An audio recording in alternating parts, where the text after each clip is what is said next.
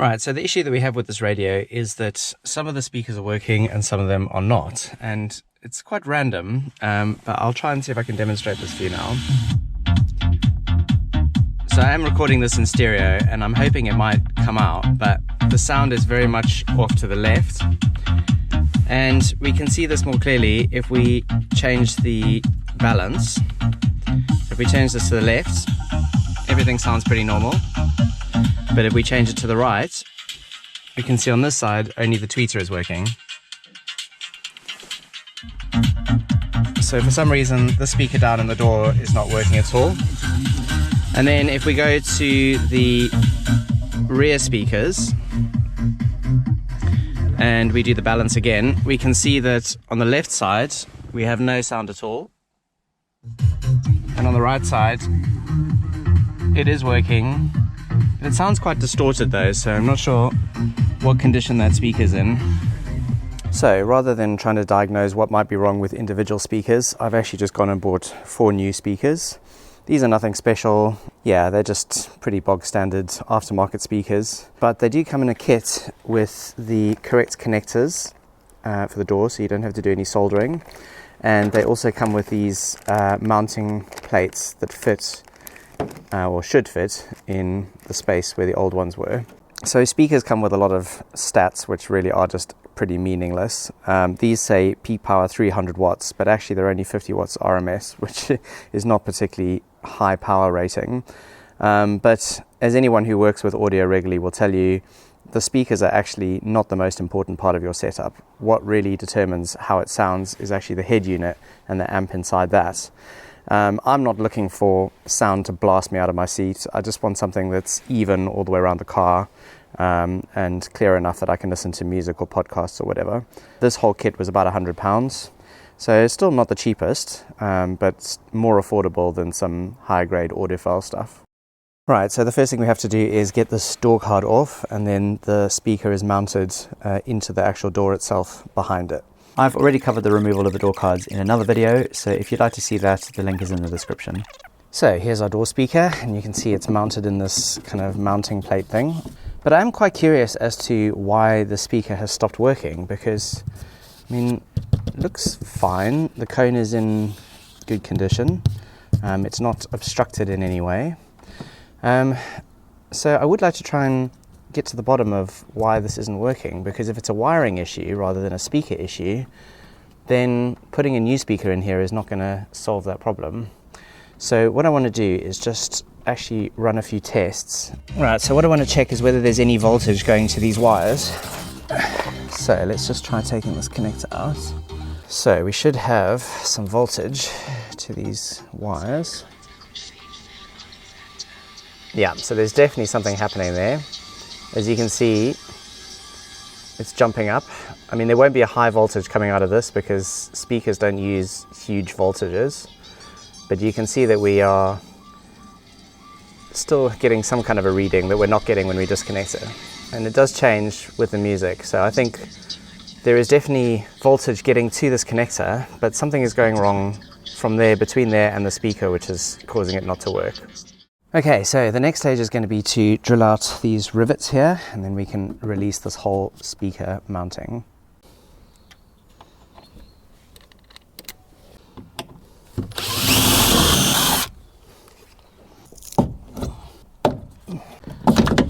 Okay, there we go. So here again, I can't see anything wrong. This really looks like it should work. Very unusual for the speaker just to stop working of its own accord. But one thing I am noticing is that the back of the speaker is not protected at all from the inside of the door. So I'm guessing what's happening is moisture is getting in here and it's basically just rotting out the coil inside the speaker. And that's probably why it stops working. Alrighty, let's get these out.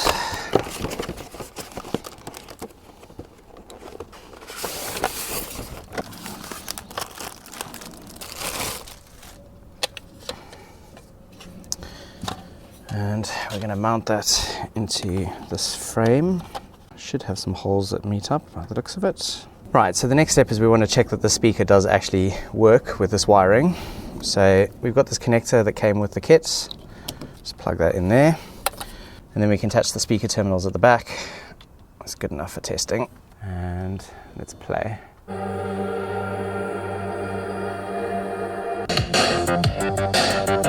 Cool, that works. That's good news. So one thing that is a little bit annoying is this new kit doesn't come with a hole to put the speaker wires through.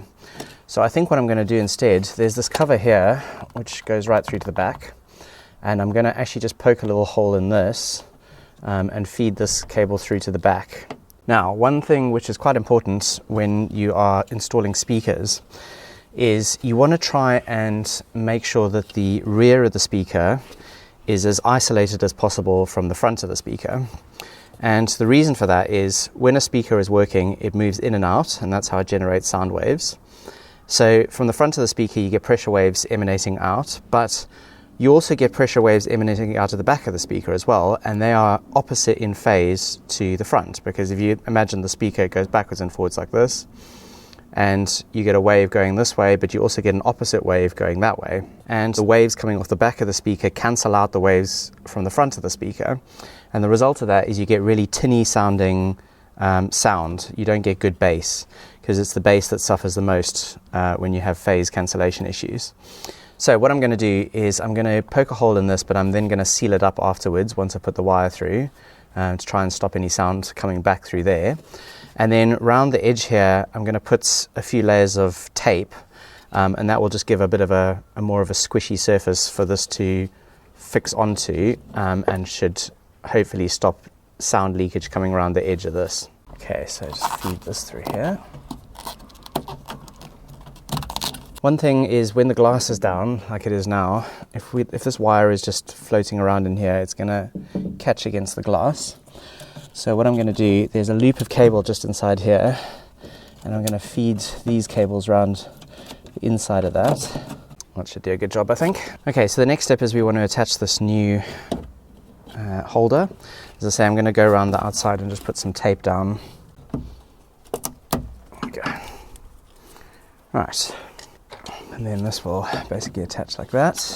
So, some new rivets. So, annoyingly, the holes that they've made to remount this are quite large. So, the edges of this rivet are not quite wide enough. So, I found some little washers that just make it a bit wider. And that should be enough to just hold it a bit more steady.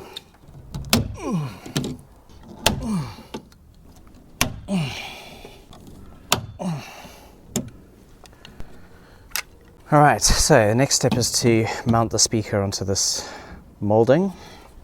So first we've got to attach the wires. I'm not quite going to reach to have this, I think we can have it upside down. No one's going to see this little JVC thing, so. Right, so now we just basically mount that in there. And we have been helpfully supplied with some screws.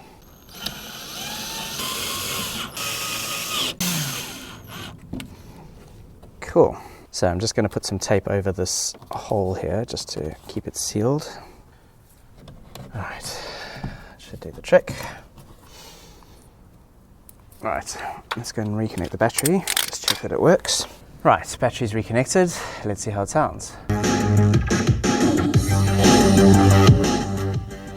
Alright, I think that's working. That's good news.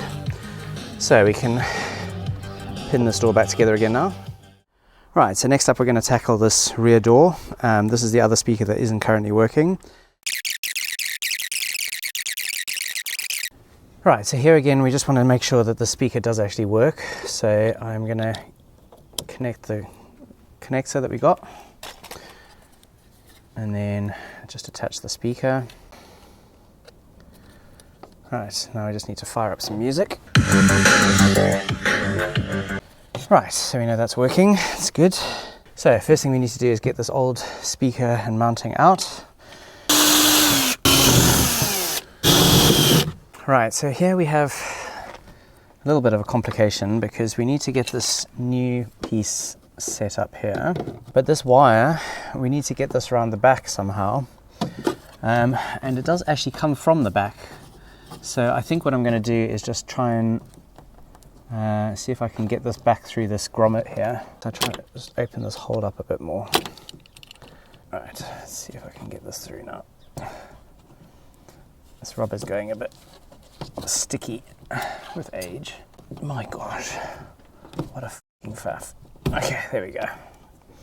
Right, so now we can stick this back behind here, and then there's our connector ready to connect. Attach the extension, and there's our wires for our speakers.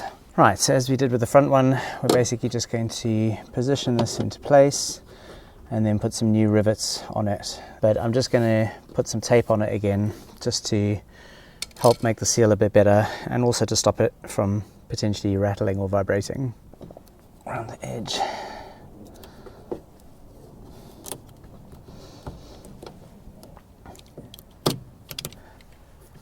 Right. Oh, I don't even know if that's going to go through there, is it? Oof, that's tight.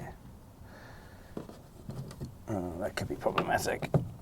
I don't know if this is going to work. That's barely through the metal at all. I'll try it. I'll see what happens. Yep, just as I suspected. I think we'll have to drill these down a bit so this is recessed, because these don't have enough space to actually grip. I don't actually have a drill bit on hand which is big enough. Unless I try and do it with this, that might work. This is actually a masonry bit, but I am drilling into plastic, so it should be quite soft. Whew. Might have gone a bit too far there. Okay, let's try again.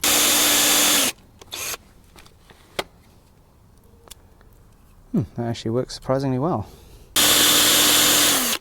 That should do the trick, I think.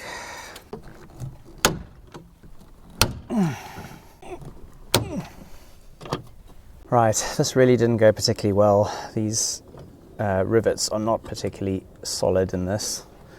I just hate working with rivets in general. They just really are not a very good fastening method at all. But anyway, that's what we have to work with. So there was a bit of movement here and there was a bit of a gap there. So what I've done is I've just tried to seal it up with some extra tape, just to try and stop sound bleed coming around there. It won't be perfect, but there are other holes in this door anyway, so it's never going to be a perfect seal. So next thing we have to do is fit the actual speaker. Right, so first thing is to fit the connector. And then we can connect the actual speaker terminals. All right, I think that'll do. And then negative on that one. And secure it with these screws. That's one.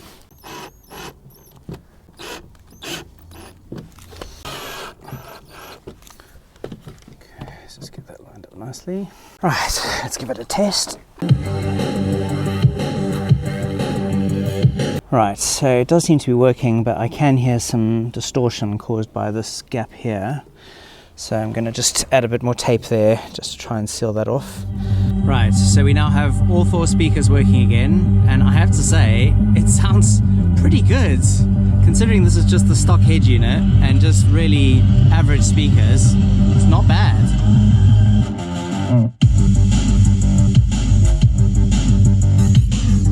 Both of the backs are working.